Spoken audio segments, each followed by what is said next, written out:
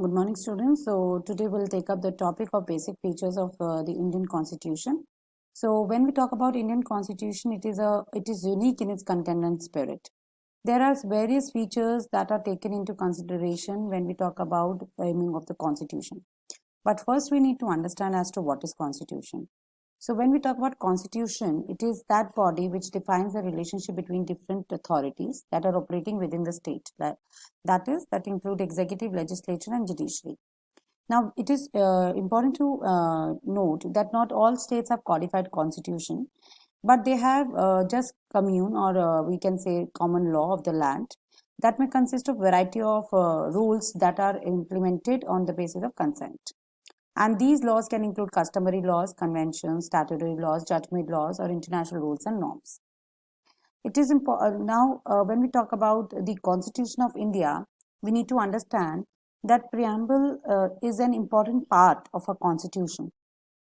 And what is a preamble? It is that part of the constitution that sets out the main objectives the legislature is intended to achieve. When we talk about preamble, it is an introduction to the statute, which is very helpful in understanding the policies and legislative intentions. There are various cases in which Supreme Court has interpreted the importance of constitution. Like it has been said that the preamble is key to open mind of legislatures. The preamble denotes aim, objective purpose, philosophy, ideals, which the constitution seeks to achieve. Then it is something that lays down the principles that are important for the constitution and considered as the basic features of the constitution.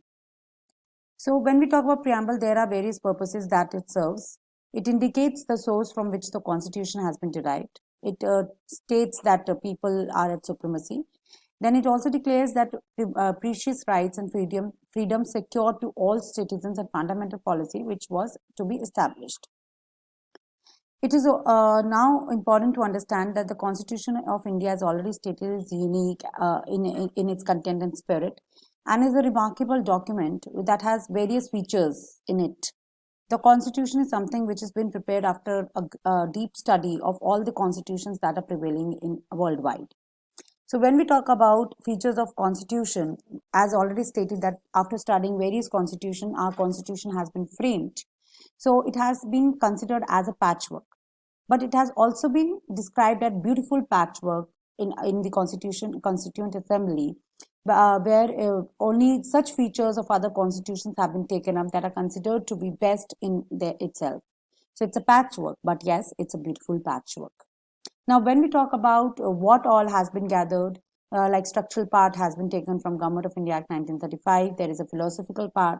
Then we have fundamental rights that have been taken from US, directive principles from Irish, federal system from US, Canada, parliamentary system UK, political power, British cabinet system, executive legislature relations that includes British system, union and state relationships from the Canadian Constitution, concurrent list from Australian Constitution, trade and commerce from Australia, emergency provisions from German Rich Constitution.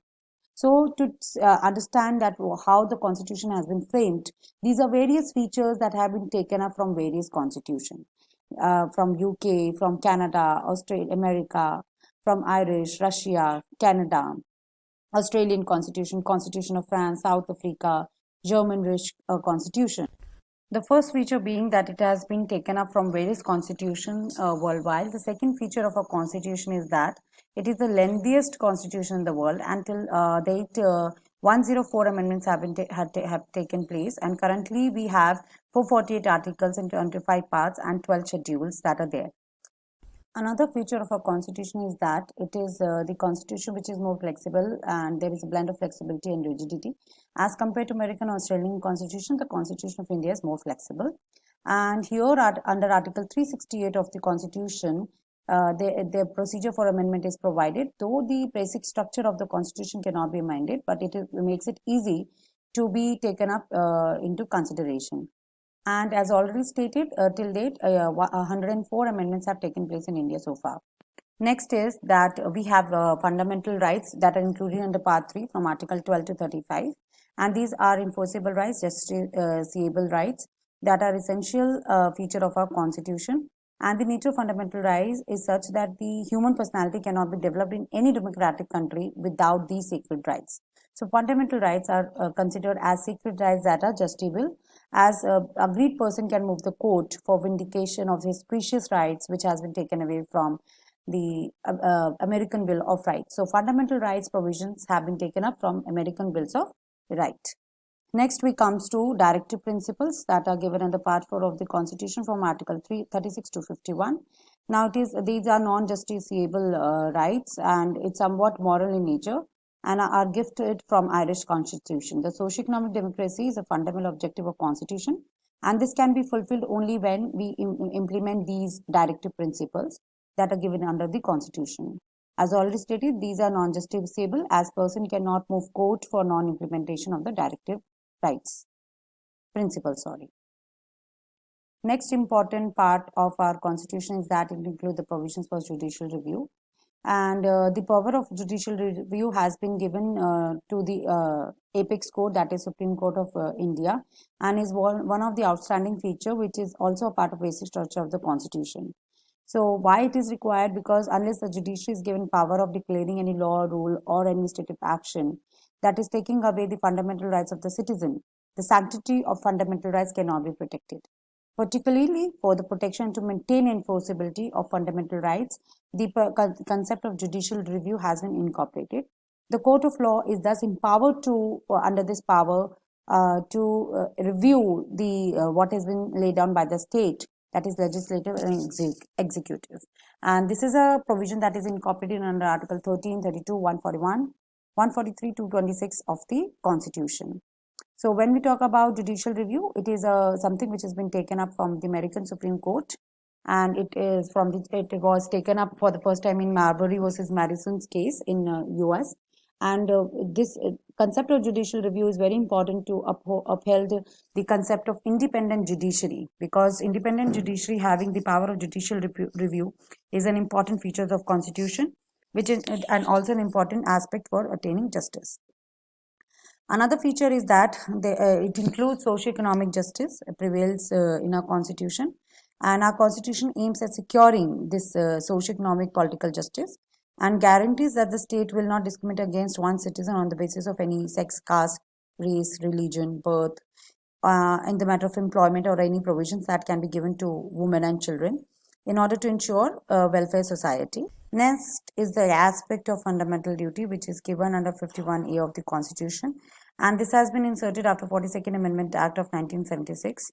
And one needs to know that they have no judicial enforceability, but it imposes a duty upon the citizens towards their own citizen to take care of their own countrymen. Next is that feature of a constitution is that which is it include in universal adult franchise, which is an outstanding feature of a constitution, and it says that the entire adult population having the age of 18 without any discrimination on the basis of or qualification, property or taxation has the voting rights. It is provided under Article 326 and further provides for the Independent Election Commission of India that can conduct free and fair elections in our country. Another feature is that of the parliamentary form of government. Our constitution, though federal in nature, is modeled on the British Parliament system, where Council of Ministers is collectively responsible to the popularly elected houses, that is Lok Sabha and Legislative Assembly. They have to command a majority in the legislature, otherwise it has to resign. And the president is the head of the state in parliamentary system of responsible government, but he is to act on the advice of the Council of Ministers. So in India also, president is the head of the parliament executive, and in India we follow parliamentary form of government. Then there is a federal system with unitary bias. So where we say that our constitution is basically federal with striking unitary features also. Our federal system is based on American model, and it is a combination of federal and unitary system. That is, quasi-federal system is what operates in our country. Next is sovereignty. It denotes the power and authority which is absolute and uncontrolled, and it is not subject to any external authority. To say that we are sovereign in nature, our country, we can maintain our sovereignty, our authority in front of the entire world. Another part is that constitution provides for a socialist state, which was inserted by the 42nd Amendment Act, and it includes it is based on Gandhian philosophy, Marxist policy that we have to give to those who have nothing. So take out from haves and give it to haves not is what the principle behind the socialist state. Next is that ours is a secular state, which was also inserted after 42nd Amendment. That the principle of secularism is adopted, and the state has that states that a state or government has no official religion. It does not recognize any or promote any religion. Article 25 to 28 guarantees freedom of conscience, right to profess, practice, and propagate any religion. Another basic feature is that ours is a democratic country and which is envisaged in a representative democracy. The people of India are to exercise their sovereignty through a parliament and a legislature, which is to be elected on adult franchisee and to which the real executive, the council ministers, shall be responsible. So the idea of a democratic republic is enshrined under the preamble of our constitution, which states that it is a government of people, by the people, and for the people. Another basic feature is that our state is a republic state, which states that head of the state will not be a hereditary monarchy. It will be republic political sovereignty, which will be vested in the people. And head of the state is the only person who will be elected by the people, and the election will the person so elected will be in office for a fixed term. And like President of India, who is elected for a fixed term, and it says that India is a republic nation where the people are entitled to select their own head. The last feature is that we need to understand about constitution is that there is a basic structure theory which is followed in our country, and there is a Rajma Janmal Keshananda Bharati case wherein this theory of basic structure was devised, and there are certain basic features of a constitution that cannot be amended, that include judicial review, parliamentary form of government, secularism, federal republic, free and fair elections, which cannot be amended under Article 368 of the Constitution. And it, in short, it implies a limitation of the power of the Parliament and advocates a doctrine of limited government, preferred to and which has been taken from English doctrine of parliamentary sovereignty. So when we talk about basic structure of constitution, it is something that relates to the aspect that of the constitution that remains intact and that cannot be amended. These are the various important features of our constitution that it prevails.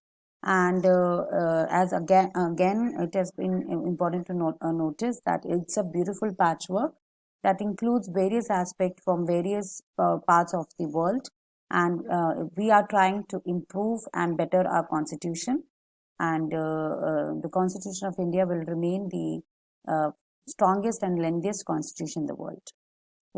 Thank you so much. Have a nice day.